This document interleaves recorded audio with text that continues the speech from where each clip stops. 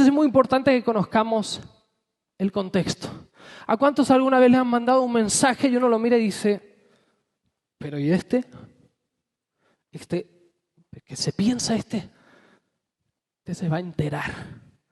Y uno juzga por un mensaje, pero no sabe que quizá esa persona ha pasado por el peor día de su vida. Ha tenido que estar en el hospital y la cosa está muy difícil en su casa de salud. Tiene un problema. Si conoces el contexto de ese mensaje, quizá no te enojarías, no te enfadarías por eso que te escribió. Podrías entenderlo. Por ejemplo, si yo digo, gritad y los muros caerán. Si tú se lo dices a un albañil subido arriba de un andamio, colgado de una pared, dos opciones. O se queda quieto y dice, ay, yo no digo nada, yo no hago nada, no sé que esto se me venga para abajo.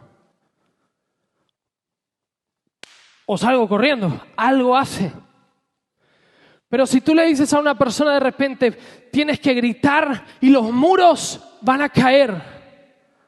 Y esa persona no conoce que en Josué capítulo 6, el pueblo de Israel estaba yendo a conquistar la tierra prometida, estaba dando vueltas a Jericó y Dios le había dicho que cuando ellos gritaran, los muros iban a caer y entonces iban a poder entrar a conquistar.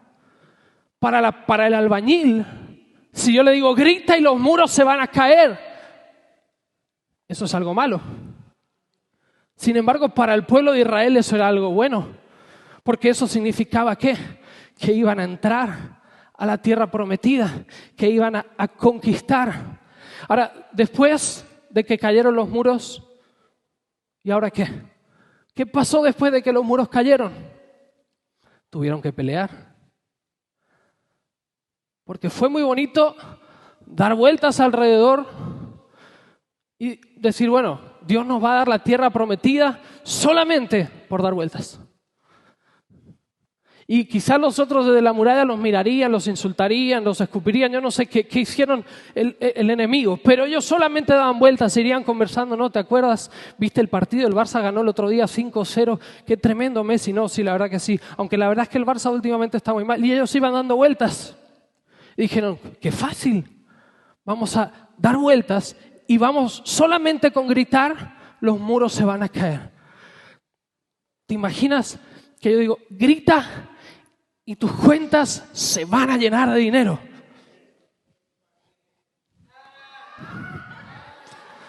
No sé si fue un grito de dolor, si eso fue el cordero en el matadero. Grita porque Dios va a sanar tu familia. Todo. Pero después del grito y de que cayeron los muros, ellos tuvieron que pelear. Ellos tuvieron que entrar a la ciudad, vencer a los que estaban ahí en ese lugar. Y muchas veces queremos la victoria, pero no queremos el conflicto.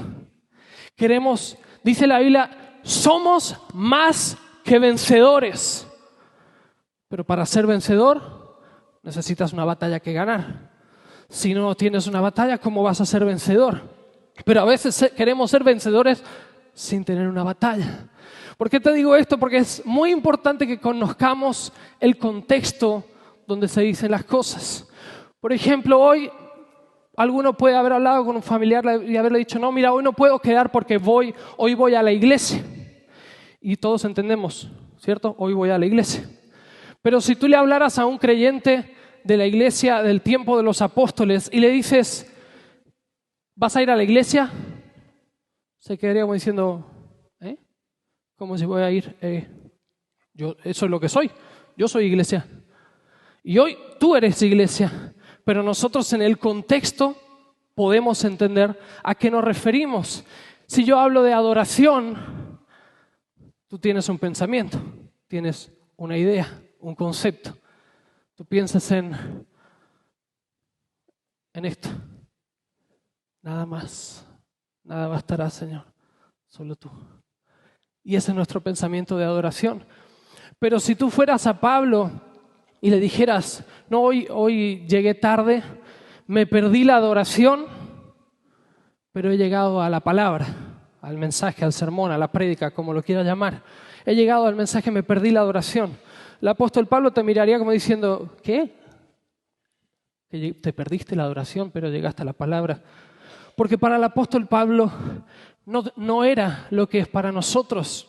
No tenía el contexto que hoy nosotros tenemos. El apóstol Pablo dijo, yo os ruego que entreguéis vuestro cuerpo a Dios por todo lo que Él ha hecho en vosotros y que sea un sacrificio vivo y santo. Esto está en Romanos 12:1, la clase de sacrificio que a Él le agrada. Esa es la verdadera forma de adorarlo. O sea, el animal que se ponía en el altar, que se sacrificaba, que tenía que estar muerto en el altar. Para Pablo la adoración era, tú tienes que estar muerto para poder vivir en el propósito de Dios. Y esa es la verdadera forma de adorar. No es levantar tus manos un domingo y cantar 2 canciones. Es ser un sacrificio vivo, santo y agradable para Dios. Tu vida es o no es adoración. Pero en el contexto yo puedo entender. Y cuando yo leo los campos están blancos, es el tiempo de la cosecha está lista. Para mí, yo pienso la cosecha está lista, para mí es la bendición. Viene la bendición de Dios. Ya viene.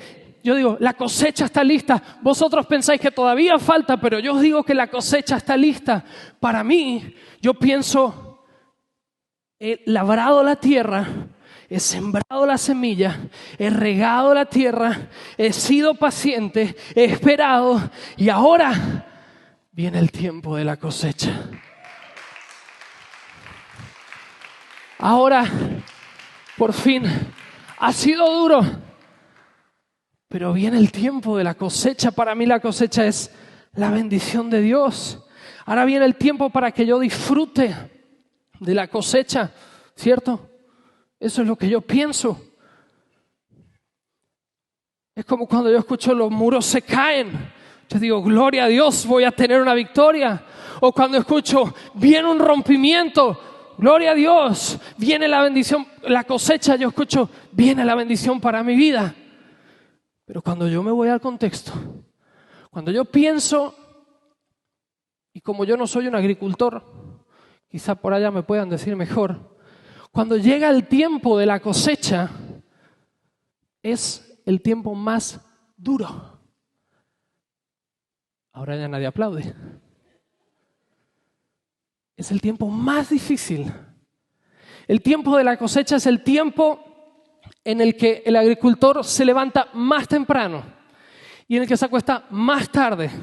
El tiempo de la cosecha, yo pienso la cosecha es el tiempo de la cosecha y leo y digo, bueno, ahora viene el tiempo, ahora yo voy a recibir algo de parte de Dios, pero cuando yo leo en el contexto, el agricultor, cuando viene el tiempo de la cosecha, es un tiempo duro, es un tiempo difícil, es la parte más difícil. No es, la cosecha no es coger el coche, subirse, ir al Macauto, pedir una hamburguesa y comérsela mientras uno va en el coche. Eso no es la cosecha, no es así fácil, no es así de simple. Por eso decía antes que a veces la predicación es difícil, porque tú estás comiendo, porque tú no tienes que prepararte para venir aquí, porque tú no tienes que estudiar nada para estar aquí, porque tú vienes a comer. Pero cuando uno tiene que preparar, y si tú me preguntaras, yo pensaba en esta semana, si me preguntaras, pastor, ¿disfrutaste Navidad en familia? Yo te diría, no, para nada. Fue agotador, fue terrible. Decoración, cóctel, baile, prédica, vídeos, teatro. Fue agotador.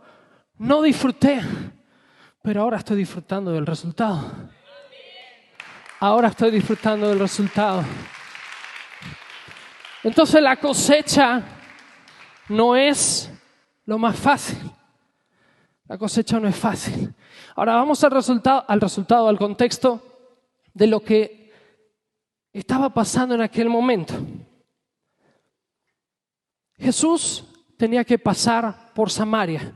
Él iba de Galilea a Judea y por en medio estaba Samaria. Y él tenía que pasar por ahí porque tenía algo que hacer ahí. No fue casualidad. La mayoría de judíos bordeaban Samaria porque detestaban a los samaritanos. Se llevaban muy mal con los samaritanos y los samaritanos con ellos. Había un conflicto cultural, había un conflicto de religión. Los samaritanos decían que ellos eran el verdadero pueblo de Dios. Para los judíos, los samaritanos eran como mestizos, no eran puros. Y había un conflicto. Entonces la mayoría de judíos lo que hacía era cuando tenía que pasar y cruzar hacia allá, bordeaban Samaria para no tener que pasar por esa tierra, porque era una tierra de conflictos. Pero Jesús cruzó porque él tenía algo que hacer en ese lugar. Cuando nosotros pensamos en el samaritano, a todos, o quizá nos viene el pensamiento de el buen samaritano. Pero para los discípulos, para los judíos, no era ese contexto. Ellos se detestaban, eran como hablar para un culé, un madridista, o para uno de River, el de Boca Juniors, o para el hincha de Millonarios, uno de Santa Fe. Y ya no me pidan más países porque no me lo sé. Había una rivalidad, se detestaban los unos a otros, pero Jesús decide pasar por allí. Y como el camino era tan largo, hay una distancia aproximadamente de unos 800 kilómetros de una punta a la otra que tenían que recorrer, y no recorrían en ave ni había aviones, iban con Fernando un ratito a pie y otro caminando. Entonces estaban cansados y ya empezaba a hacer hambre. Así que dice la Biblia que los discípulos se fueron a un pueblo, a una aldea, a por comida. Se fueron al McDonald's porque tenían ganas de comprarse un Big Mac, tenían ganas de patatas, unas patatas de luxe, una buena Coca-Cola. Tenían hambre y dejaron a Jesús junto al pozo, el pozo de Jacob, un pozo que había allí. Y lo dejaron, y cuando Jesús estaba allí llegó una mujer que venía a por agua del pozo y se encontró con Jesús. Y esta mujer se encontró con él y empezaron a tener una conversación y a discutir porque ella decía, hay unos que dicen, los samaritanos dicen que se debe adorar aquí a Dios, pero vosotros los judíos decís que se debe adorar allí. Y tú eres un hombre, yo soy una mujer y soy samaritana. Según vuestra ley no podéis juntaros con nosotros porque me hablas. Y había toda una conversación hasta que llega un momento que Jesús la descoloca, la saca de esa conversación abstracta, de esa conversación, porque, y esto no tiene nada que ver, pero a veces cuando vamos a Dios, vamos no porque unos dicen que acá se alaba, que acá se adora, no, pero esto está pasando por acá. Y difuminamos y nos desviamos cuando lo que verdaderamente necesitamos hablar está aquí adentro. Y Jesús la descoloca y le dice, 5 maridos has tenido y con el que estás viviendo ahora tampoco. Entonces la mujer se quedó así como diciendo, uy, ¿este quién es? Pero cuando él le habla de su situación personal, ella estaba divagando por cosas que a Jesús no le interesaban. Él estaba enfocado, él estaba mirando porque recuerda que él había pasado por Samaria porque él tenía algo que hacer en Samaria. Entonces él se pone a hablar y la saca de toda esa conversación inútil y va a su corazón. Entonces ella se dio cuenta de que la verdadera necesidad estaba dentro de ella. Lo demás eran asuntos intrascendentes, sin importancia, pero ella necesitaba algo. Y están en medio de esa conversación, el pastor Jorge me trae algo, lo tienes ahí. Estaban en medio de la conversación cuando de repente ahí llegaron los discípulos que venían del McDonald's. Yo lo dije. Llegaron los discípulos con el Big Mac. Juan venía con el McFlurry, chorreándolo, estaba disfrutándolo. Y venían todos así. Todos satisfechos. Venían llenos. Venían felices. Cuando de repente se paran, se miran y ven a Jesús hablando con una mujer. Y ellos ya piensan, problemas. ¿Qué hace Jesús? Esto no viene bien. Esto para las redes sociales, esto no va a dar buena fama. Las relaciones públicas, ya te dije, Tomás, que eso era lo que tú tenías que hacer. Jesús no sabe del tema de las relaciones públicas, como, ¿qué hace? Él es judío. Está hablando con una samaritana, mujer.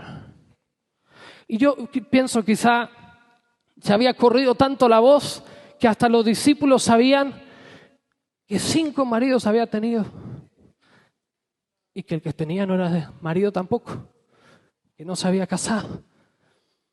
Y ellos venían, pero ninguno, dice la Biblia en el versículo 27, se sorprendieron al verlo, pero ninguno se atrevió a preguntarle nada, ni a preguntarle, ¿qué haces hablando? Pero se quedaron entre ellos diciendo, ¿qué hace Jesús? Hay que ver cómo vamos a solucionar esto.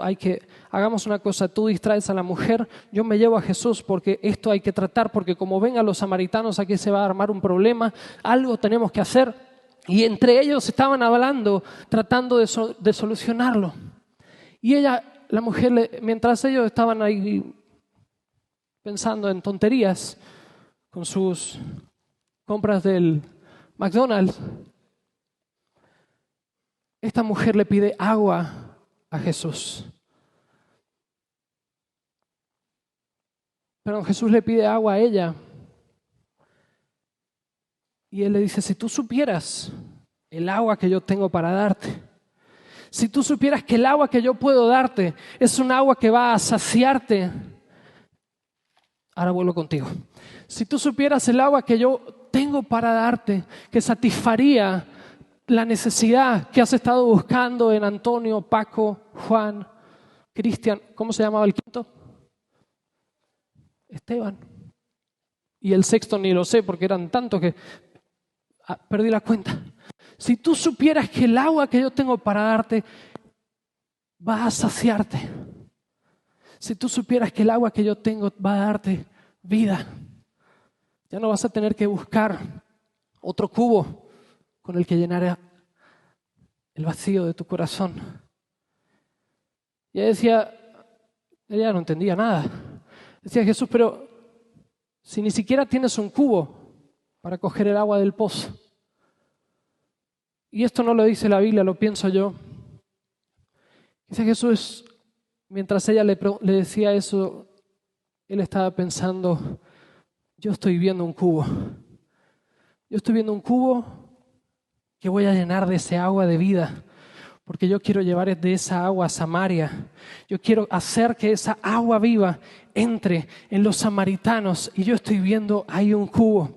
Y los discípulos seguían en la suya. No se enteraban de nada. A mí me encantan los discípulos porque son igual que nosotros. Que Dios nos dice algo y McFlurry, no sé,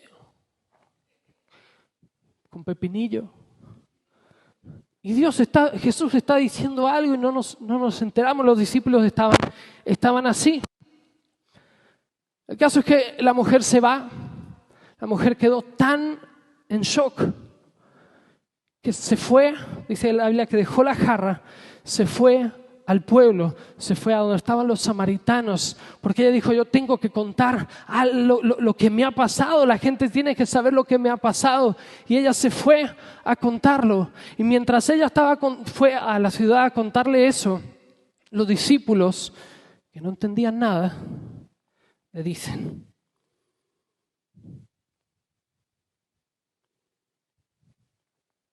mientras tanto, esto está en el versículo 31, los discípulos eran, venga Jesús, ahora sí, conseguimos que se vaya, come algo Jesús, debes estar hambriento, no has comido nada, llevamos días caminando para llegar a Judea y no has comido nada, toma, te hemos traído el Big Mac, le dijo a Jacobo, creo que era, ¿trajiste la mayonesa? Sí, dijo Jacobo.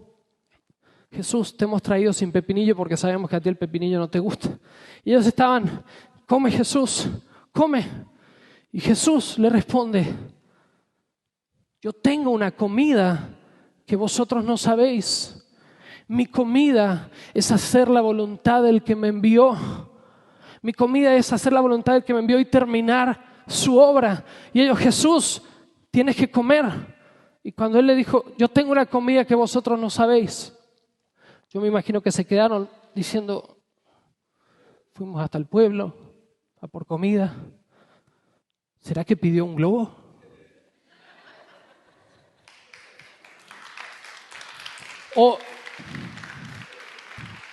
O fue por Just Eat, pidió un Just Eat. ¿Será que pidió un globo? Yo no lo he visto comer nada. Y no hay restos tampoco por acá. Decían, no entendían nada.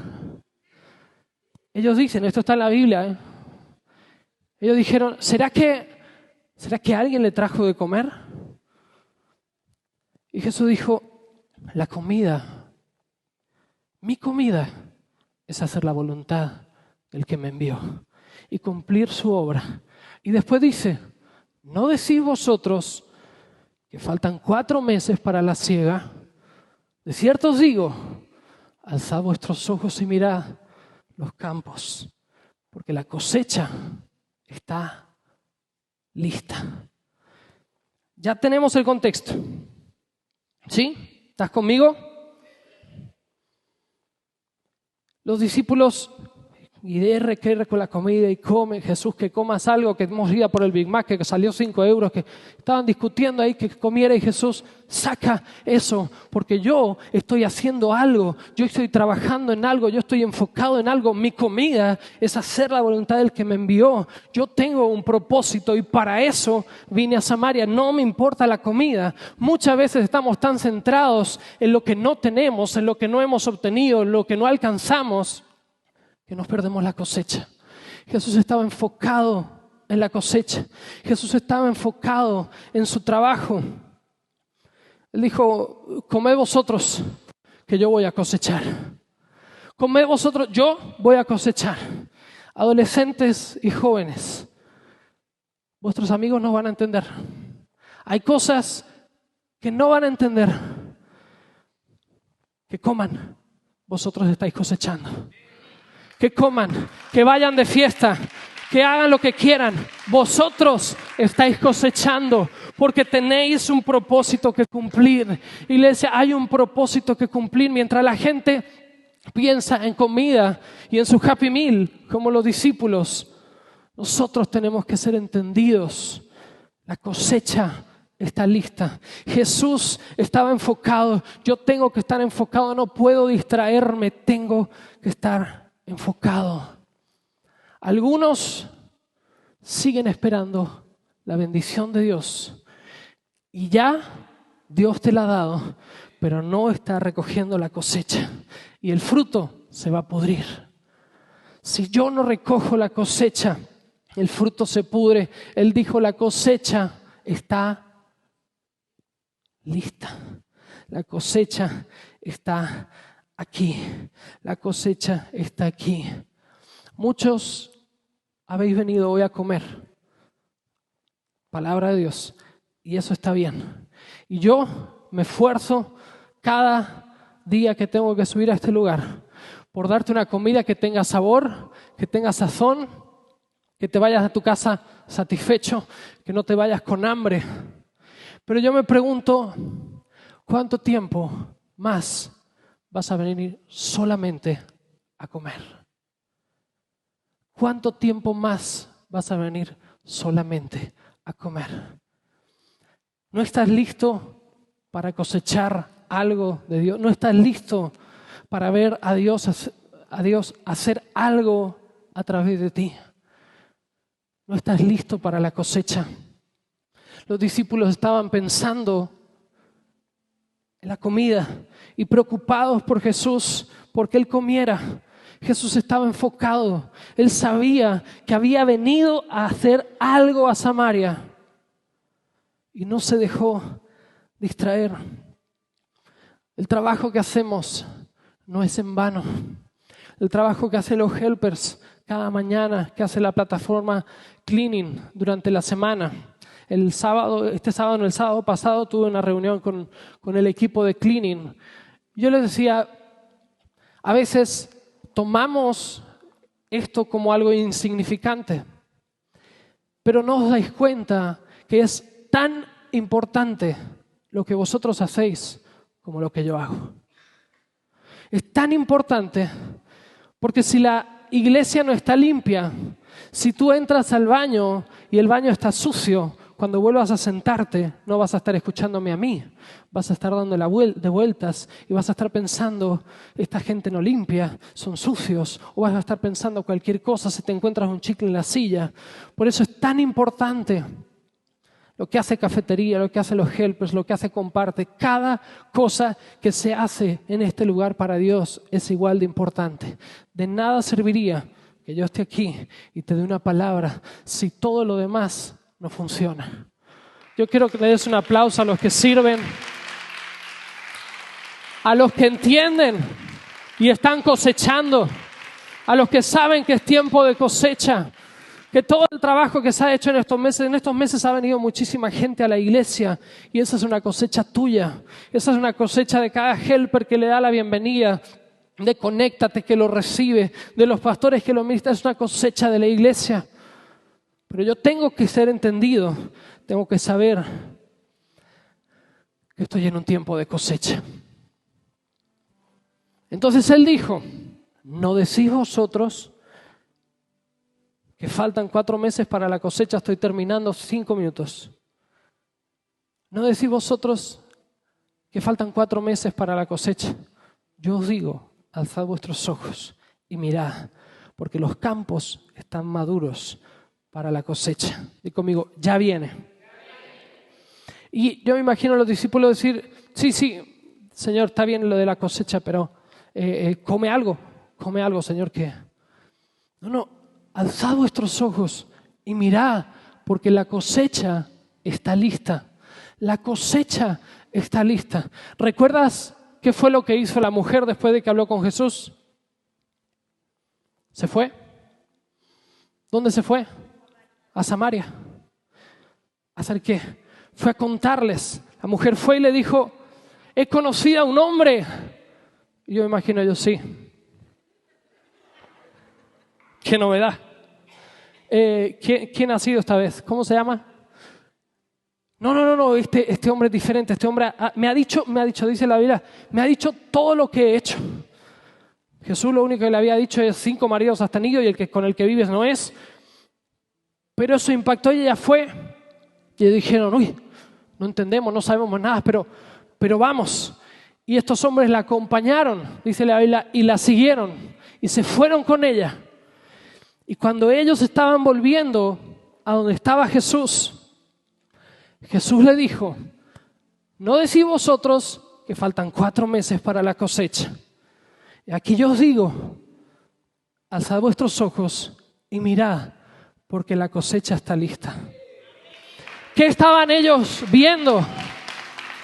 ¿Estaban viendo campos de trigo? Estaban en medio de un desierto.